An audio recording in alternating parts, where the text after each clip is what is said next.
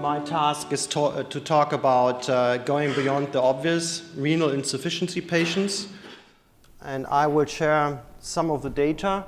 But before I will do that, I have 3 questions for you. And the first question, as you can see, if you can vote, please. In your practice hospital, are end-stage renal insufficiency dialysis patient already treated with an LAO device? No, not yet. Only very few, some patients. And D, it's on its way.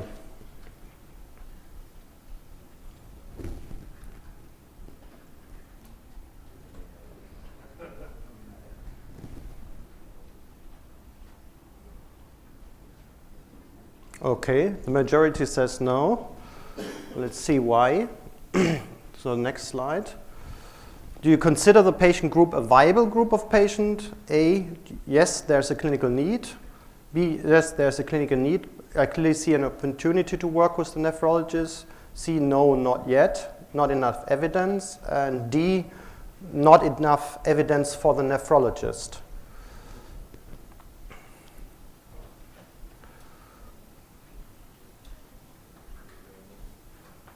I think we heard a lot about the conservative nephrologists, but I don't think they are so conservative. Okay. So lots of people think they need to work closer with the nephrologist. And the next question, the last question, as an implanting team, are you working with the nephrologist to refer more patients? Are you really approaching the nephrologist? A, no more evidence is required. Yes, the guidelines are a great start. No, not yet, but I can start using the guidelines. And D, I'm not interested.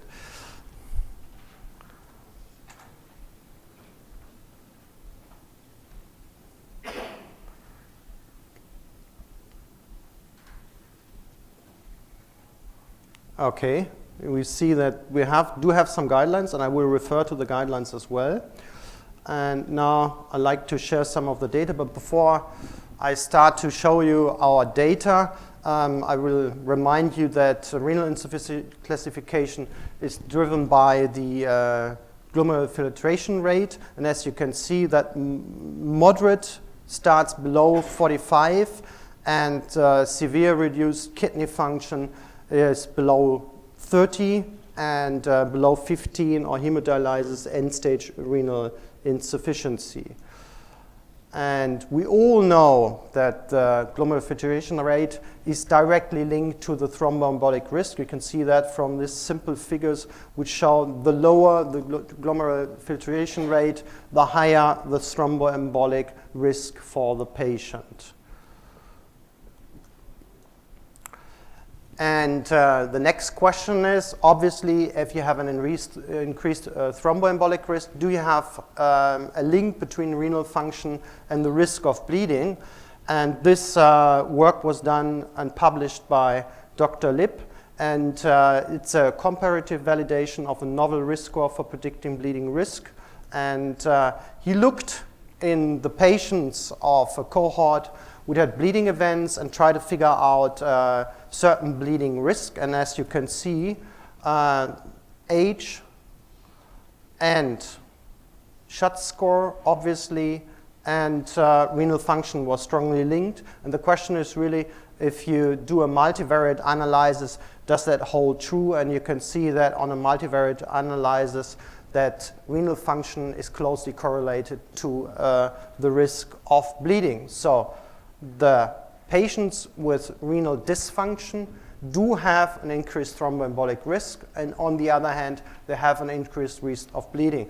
So that leaves us to the point, is that an ideal population for LAO occlusion?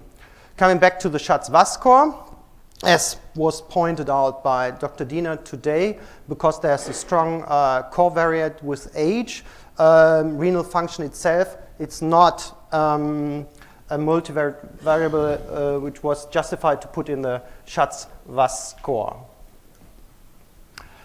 So what about the new oral anticoagulants and renal insufficiency? And I think you've heard some data already this morning about the new oral anticoagulants. As you can see, there are lots of them on the market now. and we are waiting Lixiana, and we will see whether this works a little better with the renal insufficiency patient. But you have to recall that new oral anticoagulants have a certain renal clearance, and you can see that it varies from product to product, and dabigatran has probably the greatest problem with renal insufficiency patients. And you can see in the RELY trial that if you have moderate renal dysfunction, then 1 out of 20 patients has a major bleeding per year. So that's a very important point.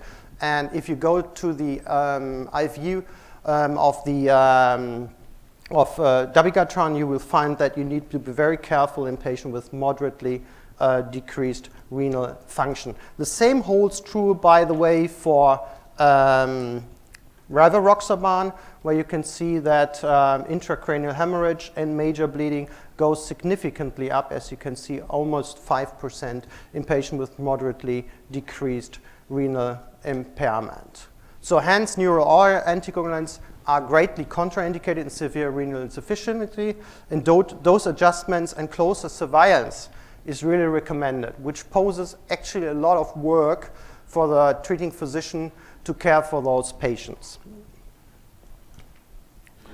So coming back, if you have a patient with renal insufficiency, that gives 1 point in the Hasbled score, and often we treat older patients, so we have at least 2 points, and most of the time we have 3 points. And if you go back to the guidelines, you will find that once the Schatz-Wass score is elevated more than 2 points, and we have a Hasbled score of 3, then we have to consider alternatives to oral anticoagulation. So is left atrial appendage occlusion useful in patients with renal failure? And do patients with renal failure have a higher risk of complications with left atrial appendage occlusion? And thanks to the data of the study group, we do have now some data on renal failure patients, and I want to share those data with you. And as you can see, this is from the publication which you have seen this morning from Apostolus, showing that the overall complication rate in our study group of our register was around 4 to 5%. And now I want to show you the data from the different renal insufficiency patients. And as you can see, we had a very small cohort with normal renal function. It was only 184 patients, meaning 17%. 43% of the patients had mildly decreased renal function, and there was a large group of patients with moderately or even severely decreased renal function, as you can see here. So almost half of the patient had a decreased renal function. And if you compare patient dichotomized to the CKD-IP below 60 to the ones who have a normal to mildly decreased renal function, then you will see that the patients who have renal dysfunction are older, they have a higher Hasbled score, they have a higher Schatz-Wass score, and obviously the renal function is decreased. However, bleeding complications were not different between the two groups. And now if we look at the major complications which may occur during the procedure, you see that their procedure success was almost the same in both groups. The patients with renal insufficiency had less combined interventions, but they did not have more pericardial infusion, major bleeding, or death during the procedure, which is really reassuring. And if you look on follow-up, they had a small tendency for major bleed, but nevertheless, there was no statistically significant difference between stroke, TIA, and bleeding. So what about the patients with severe renal failure? And that was 80 patients below 30 GFR. And you can see 80 patients. And you can see now the demographics of those patients, and you see that those patients were even older. They had a high Hasbled score. They had a very high CHA2DS2-VAS score, almost 5. And as you can see, even those patients did not differ from bleeding in their history. Now we look again on the procedure, and what you can find is that the procedural risk in this very high-risk group does not increase, at least in our very large registry. I did a logistic regression analysis to find out whether renal insufficiency has an impact on major adverse events. And as you can see, the only variable which was positive was age itself. So old age is an independent risk factor, whereas renal insufficiency is not. So that's a very important point. So we don't pose the patient to a higher risk. So the next question is really, are we successful in those patients? And I will show you the follow-up data of our patients. And you can see that obviously those sicker patients have a higher cardiovascular death rate, whereas stroke, transitory ischemic attack, and major bleeding during the course of follow-up did not differ between both groups.